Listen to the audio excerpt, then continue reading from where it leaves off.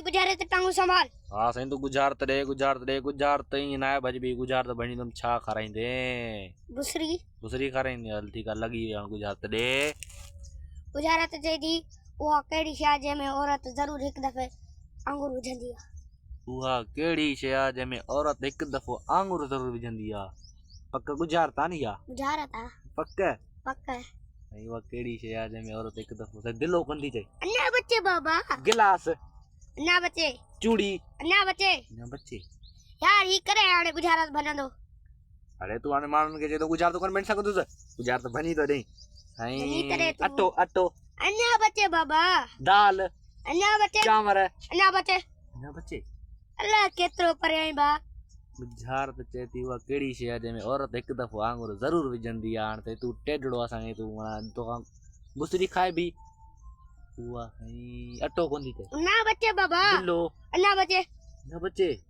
मक्खण अन्ना बच्चे बा लस्सी अन्ना बच्चे खीर अन्ना बच्चे न बचे अल्लाह केतिरो परे आई न परे हाँ साईं नक नक अन्ना बच्चे बा कन अन्ना बच्चे वात अन्ना बच्चे अख अन्ना बच्चे न बचे यार पैर अन्ना बच्चे बा न बचे पक गुजारता न गुजारत बा गुजारता उहा कहिड़ी शइ आहे जंहिंमें औरत हिकु दफ़ो आंगुर ज़रूरु विझंदी आहे त हाणे त असांखे फासा चढ़ियईं बुसरी खाइणी आहे। वाह साईं वाह उहा कहिड़ी शइ आहे जंहिंमें औरत हिकु दफ़ो आंगुर ज़रूरु विझंदी आहे ईअं न साईं झेड़ो झेड़ो नथी चए अन्ना बच्चे बा झेड़ो हूंदी नन्ना माइन जो झेड़ो न बा अन्ना माइन जा बच्चे फसाद अन्ना बच्चे माइन जी शैतानियूं अन्ना बच्चे न बचे अल्लाह केतिरो परे आई न परे आ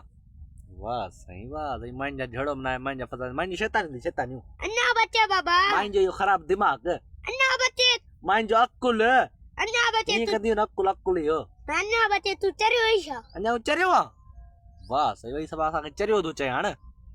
उहा कहिड़ी शइ आहे जंहिंमें औरत हिकु दफ़ो आंगुर ज़रूरु विझंदी आहे साईं अख कांदी चए अन्ना बच्चे मुंडरी कांदी चए अन्ना बच्चे बा ओ इते रख गुजारत खे मुंडरी ते न हां वाह साईं वाह माना मुंडरी ते भॼी पई माना औरत हिकु दफ़ो मुंडरी में आंगुर ज़रूरु विझंदी जंहिंमहिल मंगणी थींदी वाह साईं वाह ताड़ी ताड़ी ताड़ी ताड़ी जीअं त छोकिरे खां असां गुजारत बनी भाऊ शाम जी बुसरी खाईंदे बुसरी पंहिंजी तयारु कराइजां ठीकु आहे सही आहे। ठीकु आहे भाउ हाणे अगरि तव्हांखे वीडियो वणे हुजे महिरबानी करे चैनल खे लाइक ऐं सब्सक्राइब कंदा।